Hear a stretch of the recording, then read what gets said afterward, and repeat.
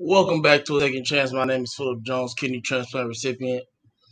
And my name is Tafaro Cook, two-time kidney transplant recipient and founder of Kidney Care Coaches, where we coach people with stage 3 to stage 5 kidney disease.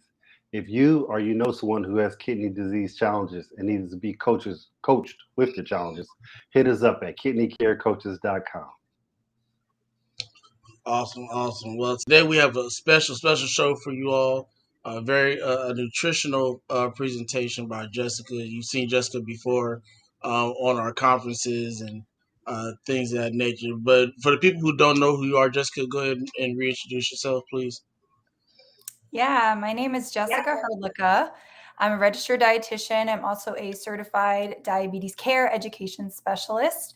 I've been in the field now for over a decade. I work primarily with people with diabetes, and I'm really excited to be here tonight.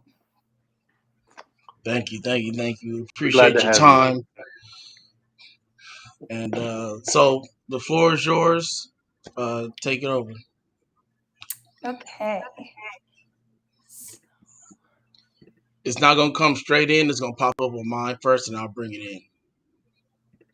Okay. Can you see it? Hold on one second. No, it's not up there yet.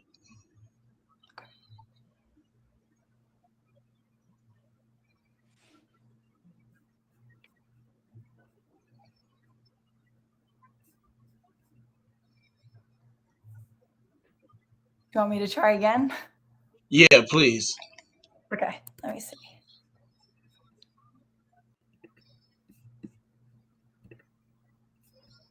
Yeah, it's the same steps as if it was like if it would come up when you hit share screen, but it's gonna come up on mine first, and then I have to bring it in. So still hit share screen at the end. Okay, it says. Let's see.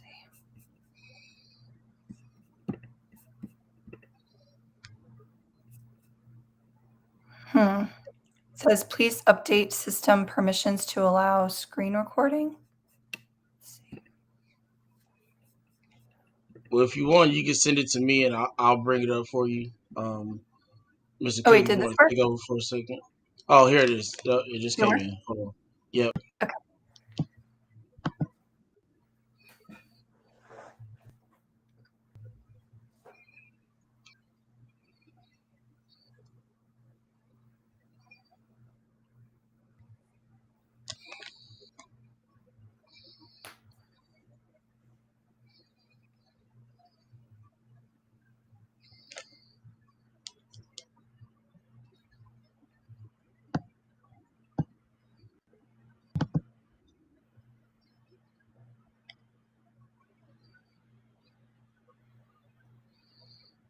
Whenever you're ready.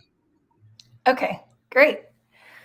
Awesome. So tonight I'm going to be talking a little bit about how to stay healthy throughout the holidays, some different aspects with your meals, some fun swaps that you can do, and all considering blood sugars, sodium intake, but still having fun and still enjoying the holidays because that's really what it's about. So tonight I'm going to be talking a little bit about grocery shopping and meal planning for your holiday meal, even if it's at your place or if you're going to a friend's house. I'm going to be talking about reading the food labels, some things that you want to look for, some healthy swap ideas that are still fun, still delicious, but can add some more healthy aspects into.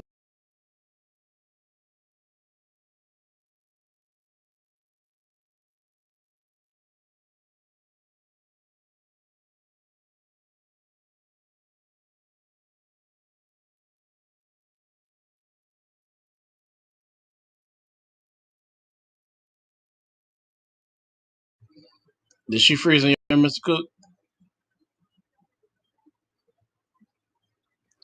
I think you might have to change the slide because she went through that slide. A lot of the foods are really, Oh, there she beige. go. Can You know, hold on one second, Jessica. Can you froze for a minute? Can you go oh, back maybe like one or uh-huh. two slides? I don't know how many Oh yeah, slides you no went problem. through. Yeah, there you go. Okay. Yeah, so I'm going to be talking about grocery shopping and meal planning. I'm going to be talking about reading food labels, just some things to look for, some fun, healthy swap ideas that you can do with holiday items, how to stay successful at holiday parties and family get-togethers with your blood sugars, different holiday beverages that you can have that are still fun, and then also some tips for maintaining good blood sugars throughout the holiday season. Okay, so when you're building your menu, what you want to think of is, how can I add some real ingredients, right? How can I add some color and some vibrancy to the meal? You know, when we think about Thanksgiving, it can be a lot of beige foods, right? Like rolls and stuffing and mashed potatoes, which is fine. But when we add some of those fresh fruits and vegetables into our meals, not only are they going to taste better, but they're going to be adding some nutrients. They're going to be a lot less sodium. They're going to add some fiber in there, which I'll talk about a little bit more. So that can help to balance our blood sugars. And then having less of those processed items are going to have a lot less preservatives and salt and fats. Also thinking about, how can I add flavor to dishes without necessarily just adding more butter or salt? So that's really where herbs come into play. Which is perfect for Thanksgiving, because you can add things like sage and thyme and rosemary to your dishes. Or with desserts, it's a great time to add those warm spices like cinnamon and cardamom and vanilla, and things that kind of bump up the sweetness without having to add so much extra sugar. You can also add things like lemon juice, different types of vinegars, peppers, spices. I mean, you can really make it fun. That way your food is really flavorful, again, without having to just add more oil, butter, salt, or sugar. So a couple tips when you are grocery shopping for your holiday meals. Definitely check out the sodium on a lot of those prepackaged items. And you may want to consider making some of these yourself, or maybe using some store-bought, some that you're making yourself, to limit some of the preservatives. But if you're looking at things like gravies, stuffing, soups, broths, all those things are going to have a little bit extra sodium in them. So you may want to look for no salt added, low sodium varieties, and looking at the sodium in and of itself. Depending on what you and your doctor have discussed about sodium recommendations, for most Americans, it's recommended around 2,000 to 2,300 milligrams of sodium per day. So if you're looking at a label where 2 tablespoons of gravy is already 600 milligrams of salt, it's like, whoa, that's a big chunk of my day. Maybe that's something you want to make yourself. Also, trying to stick with more of the fresh or even maybe frozen vegetables versus the canned vegetables. Again, the fresh or the frozen, they're going to have a lot more fiber. Personally, I think they taste a lot better, right? They have a lot better texture, versus the canned, which are going to have more salt and a lot more preservatives in them. Also, check out the carbohydrates and the different added sugars. So something that I wanted to mention is, just because a food item says it's organic or natural doesn't necessarily mean it's going to be less sodium or less carbohydrate or less fat than the non-natural organic version. So still read that when you're looking at those items. A lot of times carbohydrates or sugars are disguised as things like brown rice syrup, evaporated cane juice, agave nectar, brown sugar. I'm not saying these things are bad, but if you want a lower carbohydrate option, and that's one of the top, 5 ingredients on that item, it's going to be a little bit higher in carbs. Be careful with things that are breaded, because those will have more carbs and sodium. And then also check out the fiber content, which I'm going to talk a lot about fiber in a second. So adding fiber to your meals is really helpful, because it can slow down digestion of the meal and slow down your blood sugar spikes. So if you've ever heard the term of adding low glycemic index foods into your diet for better blood sugars, for weight loss, for greater satiety after eating, this is what we're referring to, is basically higher fiber foods. So the glycemic index is something that measures how quickly your blood sugars go up after eating a food item. And again, those high fiber foods really slow down your blood sugar spike. So adding some of these into your meals, which I'll show you in a second, or kind of swapping them out, can be a fun way to add healthy foods without losing the flavor. So some healthy swaps, old school versus new school. If you're used to buttered mashed potatoes, which we all are, you can always try something like some creamy garlic Mm. cauliflower mash. It's a really fun. All people will do potatoes and cauliflower together if you don't want to do strictly cauliflower. I know every family is a little bit different on their preferences, but it's really fun and you can honestly make it taste really good and it's super easy to do. And when you think of traditional stuffing, most of the time it's just bread, unless your family does more of like a rice stuffing. But thinking of adding more vegetables in that can really help bump up the fiber. So adding some mushrooms, adding some onions, celery, garlic. You can also do like a wild rice stuffing, which is really fun. And that has more fiber, more of those whole grains, which is really good for our heart.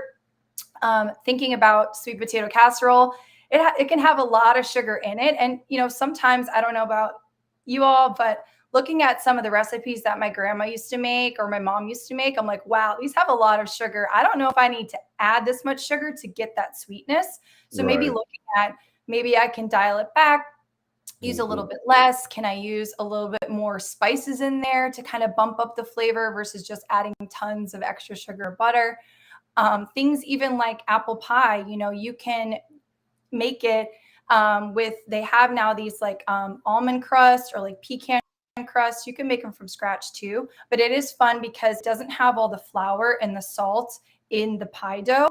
And also some of the pie doughs have a lot of the hydrogenated oils, trans fats. So it's just a fun way to add some different texture in there, add some more fiber with an apple pie. Instead of a store-bought cranberry sauce, maybe try to make it your own. That way you can add less sugar. You can add some different flavors in there like orange.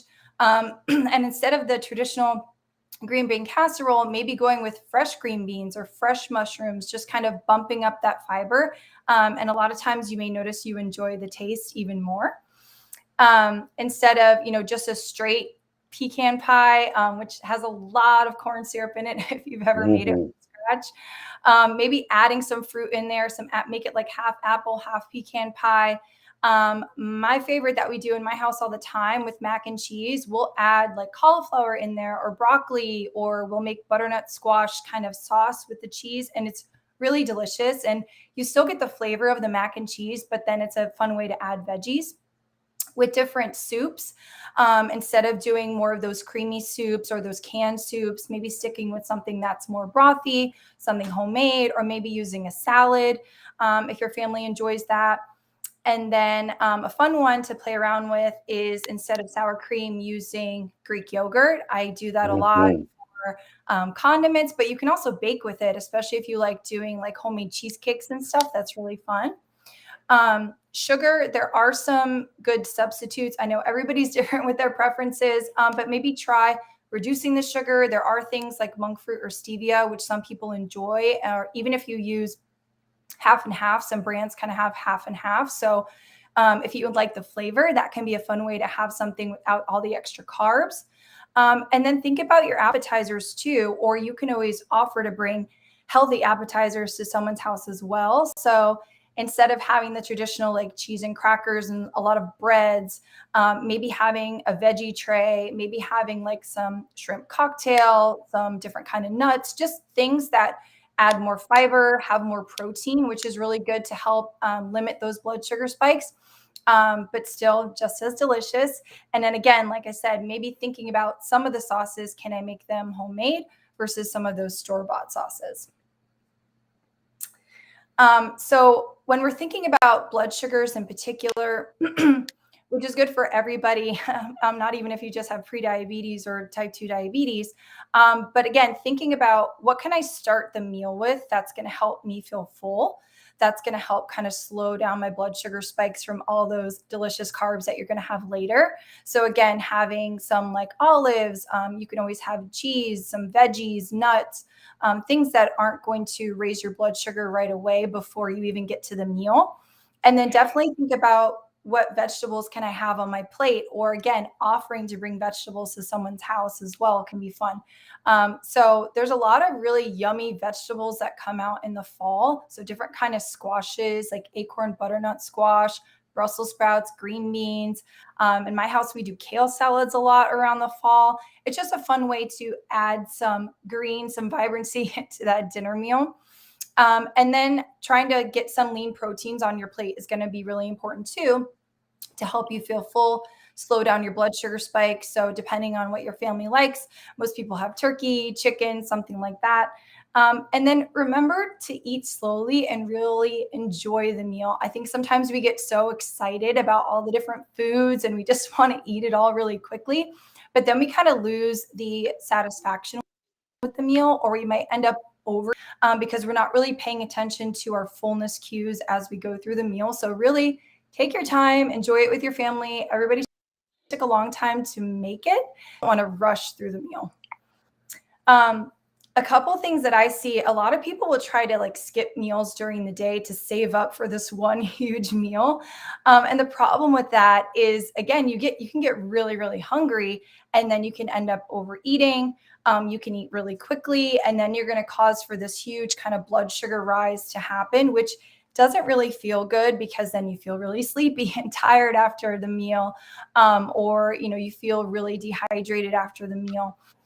So also remembering to stay hydrated too is great, just to slow down the meal. Lowers your blood sugars when you have more water. And again, sometimes we get so excited and we're so busy throughout the day, we might forget that, oh, I need to stay on top of my water.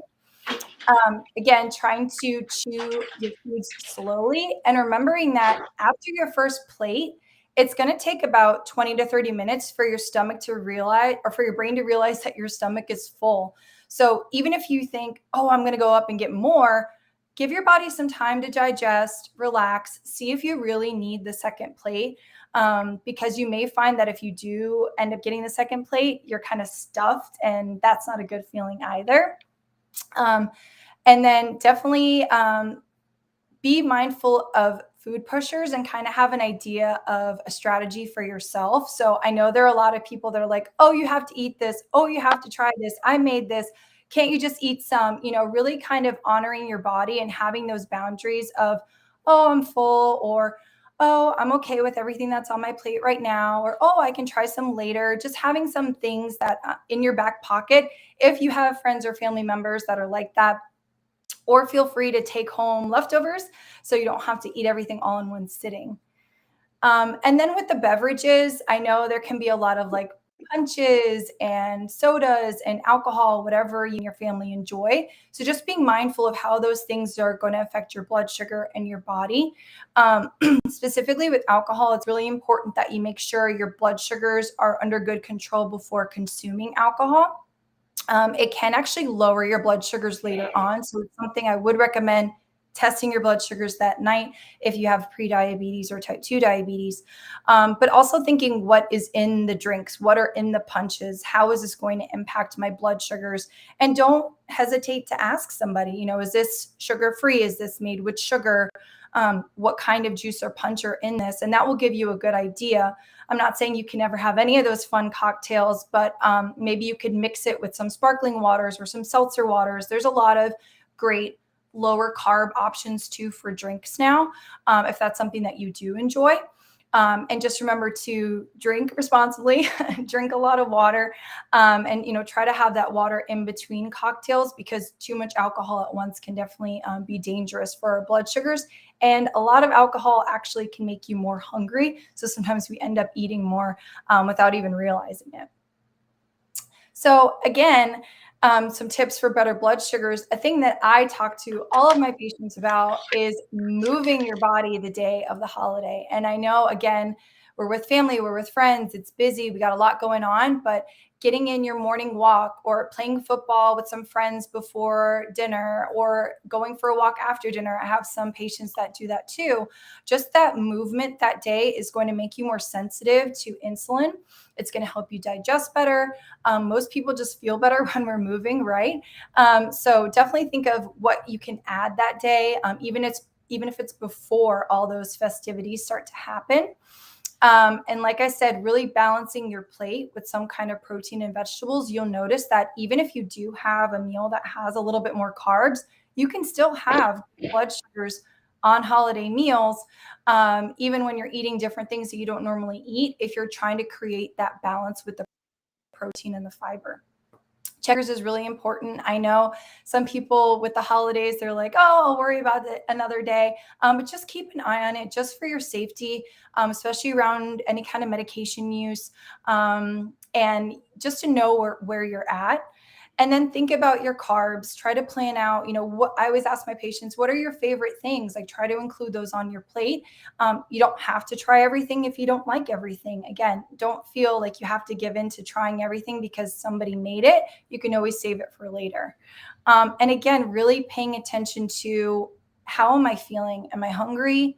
Am I full? Do I need to finish this? Can I finish it later? All those things ultimately will help your blood sugars, because again, overeating can lead to highs, and sometimes that can last all night, especially if you're eating really late. So that was it from me. I don't know if we have any questions. I can stop sharing. Yes, that was wonderful. I really love the old school and new school because when I look at the new school, I'm like, man, that those alternatives sounds just as good as the old ones. Especially the cauliflower mac and cheese. I'm like, I can definitely get with that. Okay, that sounds really really good. One thing I just want to ask you, what I want to start with, and I think is so important, is you said keep some color on your plate because, like you said, when you look at Thanksgiving, most everything is beige, and you make that point, and I go, "Wow, she is so right." Because you look at it, you got your turkey, your rolls, your stuffing, your mashed potatoes, whatever it may be, it's all that color. So I think that's some really, really, especially for somebody who has kidney disease or diabetes, high blood pressure. Can you talk about how important that is, and how those fibers like can help a person in those situations? Yeah. Those different colors and those high fiber foods, they're really good at lowering cholesterol, helping us feel full with our meals, and also they're adding a lot of nutrients which are important for people with diabetes, people with kidney disease, people with high blood pressure. You kind of want to always make the most of your meals with some kind of nutrients, but they do slow down blood sugar spikes as well, and they just help you feel more full and satisfied when you're eating. And it's really fun because I know some people are hesitant to add some of those things in, but you'd be surprised. Your family might really love them, and they might become those new traditions in your house, and something fun that everyone can look forward to. Right, right. Go ahead, Phil. Phil,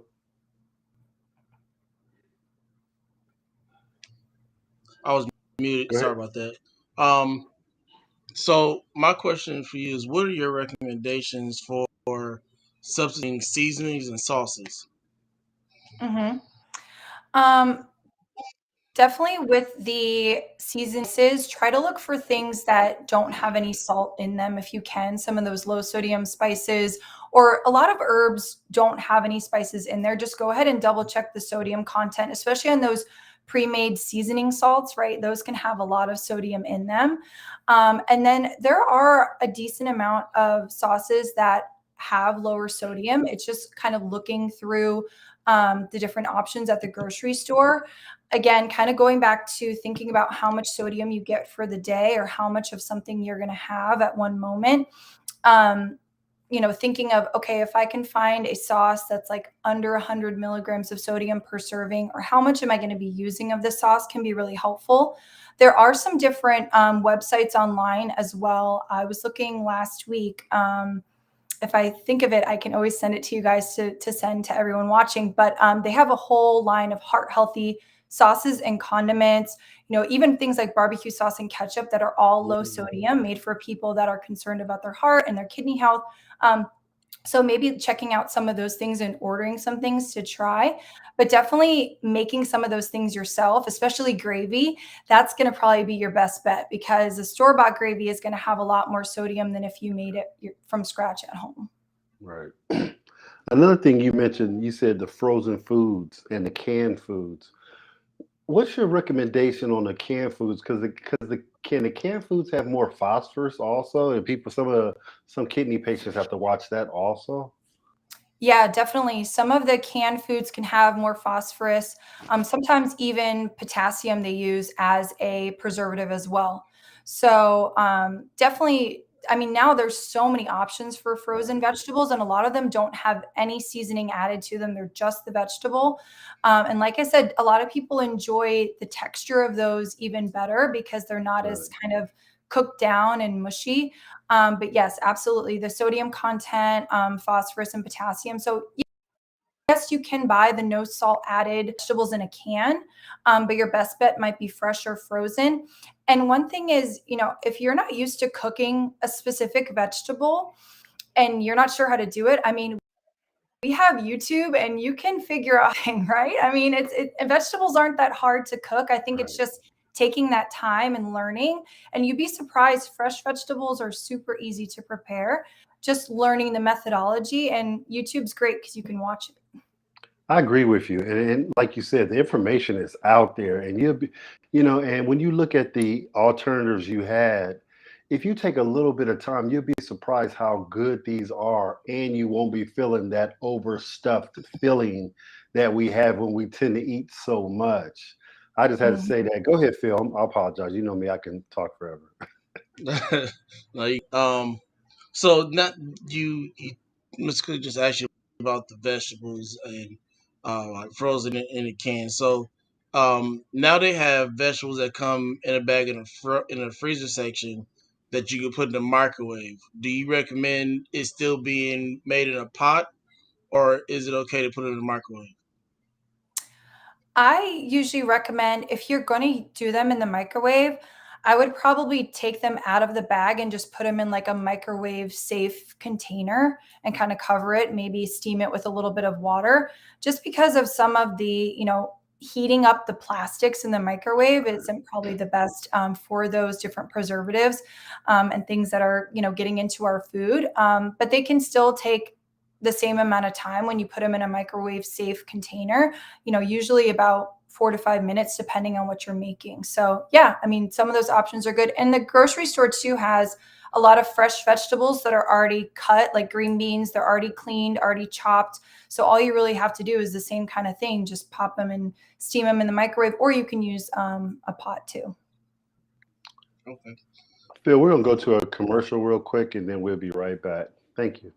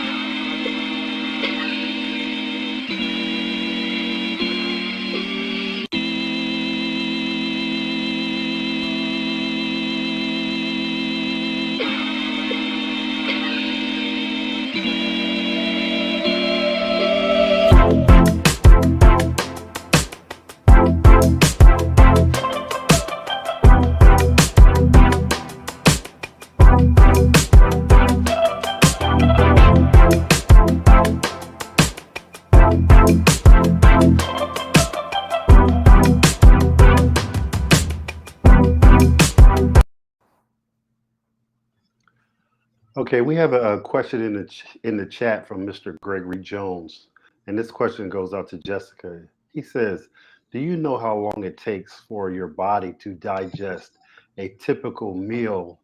And also, he says, "I rinse all canned vegetables to get the salt off." Okay. Yeah, great question. It typically takes about 6 to 8 hours for your body to fully digest a meal.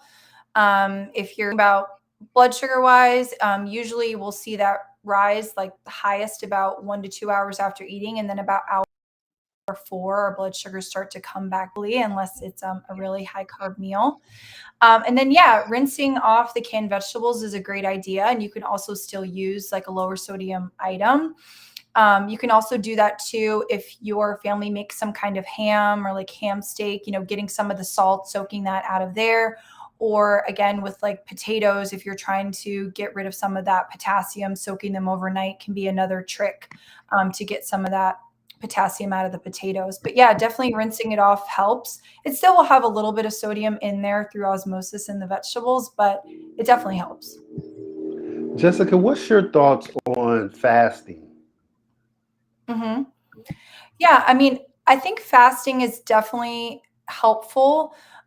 Everybody's different on how long they can go, or with their different medications and things like that. But where I see the most benefit is when we're not eating really late into the evening, right? That late night Right. snacking. I think Yeah. that's what really can start to obviously it makes it harder for our bodies to digest food, harder for us to sleep, but it can raise blood sugars, it can cause more bloating. And then, the problem I see too is people wake up and then they're not hungry because they had this kind of like a lot of snacks at night. And it can be a vicious cycle to get into. So I think having that cutoff time in the evening where you say, okay, it's time for bed, really our bodies go on that circadian rhythm of that's what we should be Right. doing anyway. When the sun's going down, we're stop eating. And when the sun goes back up, we resume eating. So it can be really helpful, even if you want to start with just, you know, a 12-hour fast, from the night to the morning. It's pretty easy to do, but a lot of my patients see benefits in their blood sugars, maybe with their weight management, even, cholesterol, blood pressure, if they're eating a lot of those snacks. I fast. Like my clock is 11 o'clock in the morning. I won't eat anything till 7 at night. And do Mhm. you fast, or what do you do? And I'm talking about intermittent fasting is what I'm talking about. Yeah.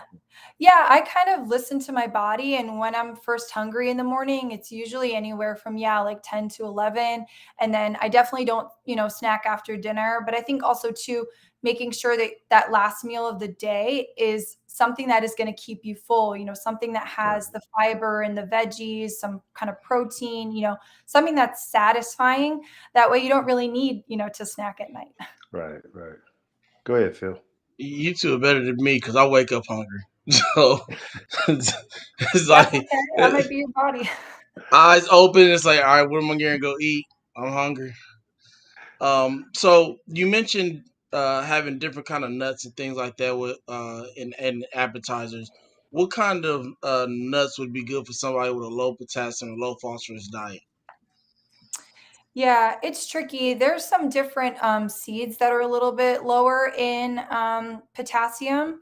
I think it's more so just limiting the quantity and then maybe not having the nuts with added salts on them too. Just kind of getting plain nuts and seeds, but a little bit is okay. So, yeah, I'd have to like look at the charts to know off the top of my head the exact amount. But yeah, I think just limiting the quantity and the unsalted versions. You talked about one food that I forgot that I love a lot, and I haven't even thought about eating it because I like a variety of foods. And you talked about wild rice, and I was like, oh my goodness, I used to eat wild rice all the time.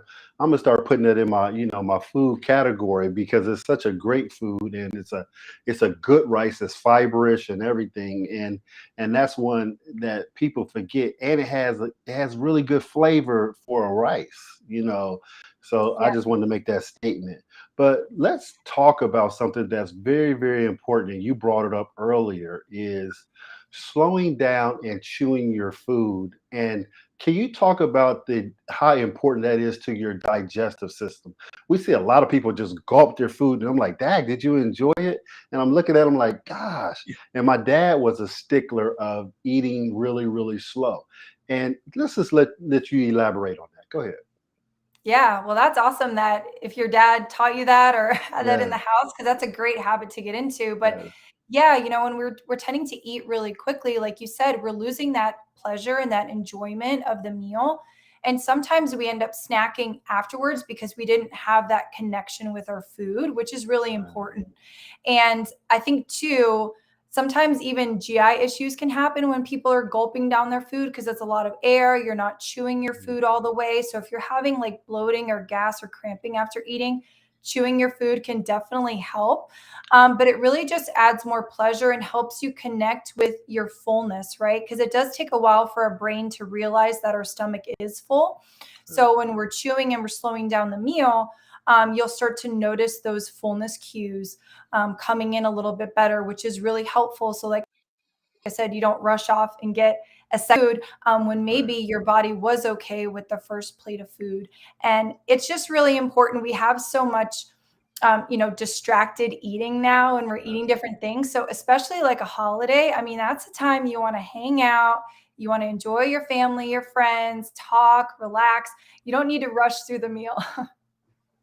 I totally agree with you because the socialization of sitting down with a plate, talking, interacting with each other, and then enjoying your food is awesome. Opposed to just okay, I'm just gonna scarf and then feeling like crap. Because one thing I noticed is the ones that eat real fast have a stomach ache. They're bent over, got to go to the restroom, and the ones that slow down like prime example, my wife is like she's like a what you call a grazer. She eat a little bit and run her mouth somewhere, eat a little bit, eat a little bit, eat a little bit here and there. And when you see people eat like that, they're mostly, a lot thinner just naturally because they just graze a little bit and they end up, like you said, they're socializing so much that they eat just one plate of food and it's good. Might get something later on, but they don't eat consume a whole bunch at one time. And I think when you do consume a lot of food at one time, and I used to be a personal trainer, I trained bodybuilders, fitness girls, all types of stuff, is we used to space out their meals, once every 2 hours. And when you eat a lot, you put the fire of the metabolism out. You stuff it. You just slow everything down in your body, and that's why you see the people like, "Oh, I can't eat another bite and feel terrible," opposed to slowing down, eating your food, and letting eating just enough where your metabolism can burn and you still can be active, and things like that. Definitely. Hmm. Go ahead, Phil. So you mentioned earlier that alcohol can raise or lower your blood sugar. And I'm not sure if Ms. Cook knew that, but I know I didn't know that we've gone over blood sugar a number of times Mm-mm. in this past year and a half that we've been working together. And that was one thing that was not anything that we read. So just want to know, when do you recommend that somebody checks their blood sugar before and after consumption of alcohol? Yeah, I mean, definitely checking it before just to get a baseline of where you're at. And it can depend on the person, it can depend on your medications. But if your blood sugar is on the lower side and you are going to have, specifically liquor is the type of alcohol that does drop our blood sugars the most. You want to make sure that you're at a good range so you don't go low very quickly. And it's really important when you're consuming alcohol that you are consuming food at the same time, so that doesn't happen. Checking your blood sugars 2 hours after the meal is really good, just to see where you're at. And then I definitely recommend a blood sugar check before bed, before you go to sleep, because if your blood sugars are going low, then you might need before you go to bed. One other good point you made up, and this is something I would do before Thanksgiving, Christmas time, those great big meals is I would always go to the gym early in the morning. Get a little, whatever it may be, maybe a resistance workout, maybe just some step meal or something like that. But just get myself, going a little bit.